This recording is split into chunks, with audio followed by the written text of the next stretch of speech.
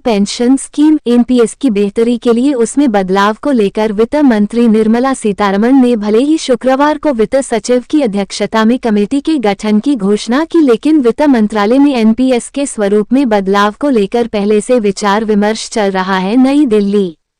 New pension scheme NPS की बेहतरी के लिए उसमें बदलाव को लेकर वित्त मंत्री निर्मला सीतारमण ने भले ही शुक्रवार को वित्त सचिव की अध्यक्षता में कमेटी के गठन की घोषणा की, लेकिन वित्त मंत्रालय में एनपीएस के स्वरूप में बदलाव को लेकर पहले से विचार विमर्श चल रहा है। खासकर आंध्र प्रदेश सरकार की तरफ से पेंशन के नए मॉडल की पेशकश के बाद ये चर्चा और तेज हो गई।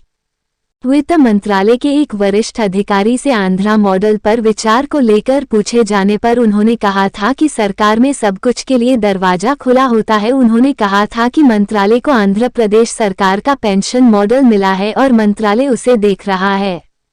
वित्त मंत्रालय सूत्रों के मुताबिक इस मॉडल की खास बात यह है कि यह पूरी तरह से सरकार पर भार देने वाला नहीं है, क्योंकि इसमें कर्मचारियों की तरफ से योगदान लेने का प्रस्ताव है, जबकि ओल्ड पेंशन स्कीम ओपीएस पूरी तरह से सरकार पर भार देने वाला है। बता दें कि ओल्ड पेंशन स्कीम के तहत आखिरी सैलरी का 50% पेंशन के रूप में मिलता है और ओपीएस के लिए कर्मचारी का कोई योगदान नहीं होता है। ये पूरी तरह से टैक्सपेयर्स के पैसे से दी जाती है और महंगाई भत्ता बढ़ने पर उनकी पेंशन भी बढ़ती जाती है। अभी देश में ओपीएस के तहत 70 लाख से अधिक पेंशन भोगी है, लेकिन एनपीएस के लिए कर्मचारी अपनी सैलरी की एक निश्चित राशि पेंशन फंड में जमा करते हैं और सरकार भी योगदान देती है। वर्ष 2004 से नौकरी ज्वाइन करने वाले कर्मचारियों को एनपीएस के तहत पेंशन दी जाएगी। आंध्रा मॉडल के लागू होने से कर्मचारियों को आखिरी वेतन का 33% पेंशन के रूप में देने का प्रस्ताव है, जबकि अभी एनपीएस के तहत कर्मचारियों को ये पता नहीं होता है कि रिटायर करने बाद उन्हें कितनी पेंशन मिलेगी, क्योंकि पेंशन फंड का प्रबंधन करने वाला पीएफआरडीए उनके योगदान वाली राशि को मार्केट में लगाता है और यह मार्केट लिंक्ड है।